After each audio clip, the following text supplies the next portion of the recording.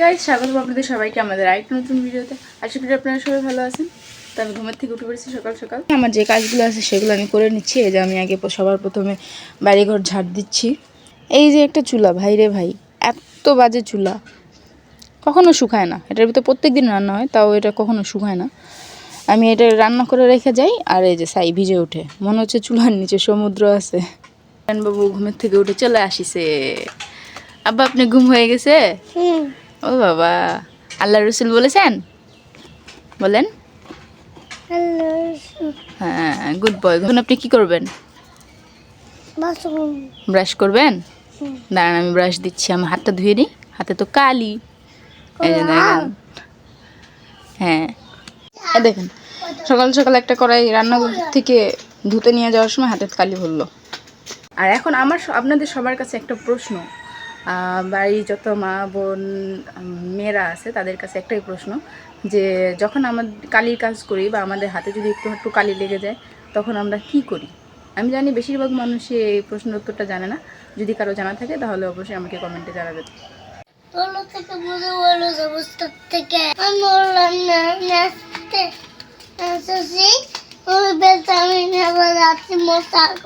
বস্তার থেকে বেরোচ্ছে? তুমি কি মশা বস্তাত ভরে রাখিস নাকি? খালি মশা ছিল?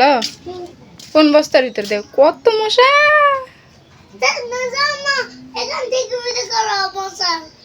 আচ্ছা, এই বস্তার ভিতরে যে নারিকেলের ঠুলি আনে রাখছে কালকে মিরানের আব্বু, আর সেইগুলোর ভিতরে মশা ঢুকে বসে আছে।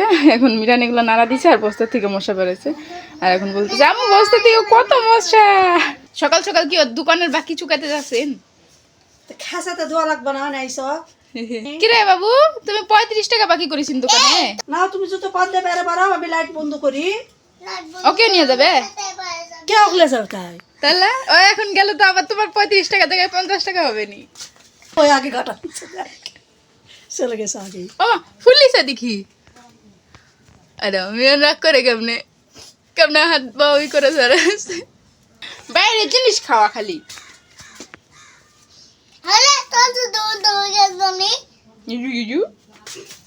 দাদিরাকে হয়ে যায়। আরে গাল ফুলাইছে এখন আবার দরছে বের আমার আগে। হ্যাঁ, শান্তি নাই। মিরান যাচ্ছে ওর বাবার সাথে বাজারে। টাটা। বসে পড়েছি রসুন ছিলার জন্য, কারণ দেখেন মা অনেকগুলো রসুন নিয়ে এসেছিলো বাজার থেকে, সে সবগুলো রসুনের ভিতরে গাছ উঠে গেছে। এখন এগুলো রসুন তো শুকিয়ে যাবে, এর জন্য আমি এখন এগুলোকে সিলে রেখে দেবো ফ্রিজে, যাতে এগুলো নষ্ট না হয়ে যায়। দেখেন কতগুলো ডাবেরই, এগুলো আমাদের এখানে ডাবের ঠুলি বলে। তো এই ডাবের ঠুলিগুলা এখন আমি কেটে কেটে ছোটো করে নেব। এই যে দেখেন এরকম ছোট ছোট করে নেব, দিয়ে তারপর রোদে টিনের উপরে রেখে দেবো শুকানোর জন্যে। তারপর শুকালে এগুলো দিয়ে জাল দেওয়া হবে। অনেকগুলো আনছে। মিরানের চুল বড় বড় হয়ে গেছে, তাই মিরানের সাইজ করে দিচ্ছে মিরানের চুল। চুকু করেছে, আমার সোনার গায়ে চুল ফুটিচ্ছে। পাউডার দিয়ে লিতা, পাউডার দে তো, যে পাউডার নিয়ে আসি। আর এই যে দেখেন, শীত পড়ার পর থেকে মা প্রত্যেক দিন চলে যায় বাজারে সকাল করে, আর বাজার নিয়ে আসে। আজকেও গেছিল, এগুলো বাজার নিয়ে আসছে। ফুলকপি, পাতাকপি, বেগুন, সর্ষে শাক, আর এটা কি, এটা আতপ চাল। হ্যাঁ, মিরান বাবুর কি অবস্থা, অর্ধেক চুল কাটা হইতে না হইতে আমাদের ট্রিমারের চাষ শেষ হয়ে গেছে। আর এখন দেখেন মিরানকে কেমন দেখি, এদিকে তাকাও তো, দেখুন পুরো মাথা এখনো কাটা হয়নি, কোনো রকম খালি একটুখানি করা হয়েছে। আচ্ছা আসো। আমি ট্রিমারকে চার্জ দিয়ে রেখে আসছি, এখন যদি ট্রিমার চার্জ হয় তারপর আবার সাইজ করে দিব বাবা। এই যে মা সকাল সকাল বাজারে গিয়েছিল, মিরানার জন্য একটা পাঙ্গাস মাছ নিয়ে আসিছে, আর এই যে একটা শোল মাছ নিয়ে আসিছে। মার শোল মাছ খেতে মন চাইছে অনেকদিন আগে, বাজারে পাইনি, আজকে পাইছে তাই নিয়ে আসছে।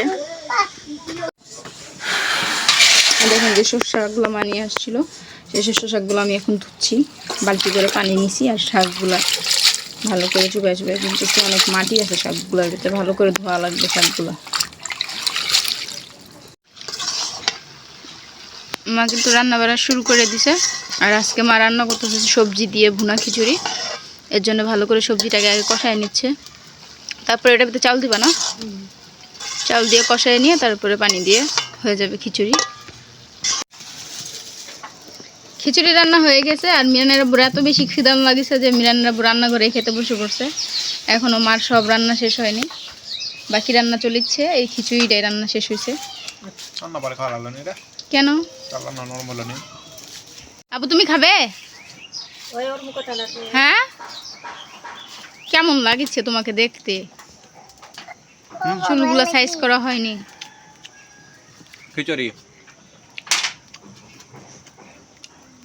তোমার পছন্দের এটা পোলা ভাত, আমি খাওয়াবো তোমাকে।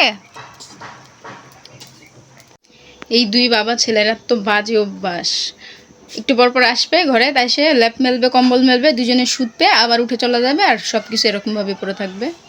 দেখেন আমার বিছানার কি অবস্থা করেছে। দিনের ভিতরে কতবার যে আমি এই বিছানাটা গুছাই, এই ল্যাপটা কম্বলটা ভাঁজ করি, বালিশগুলো ঠিক করি, কিন্তু ঠিক থাকেই না। দুজন বাবা ছেলে একই রকম, সবসময় খালি আমার রুমটা নোংরা করে রাখে।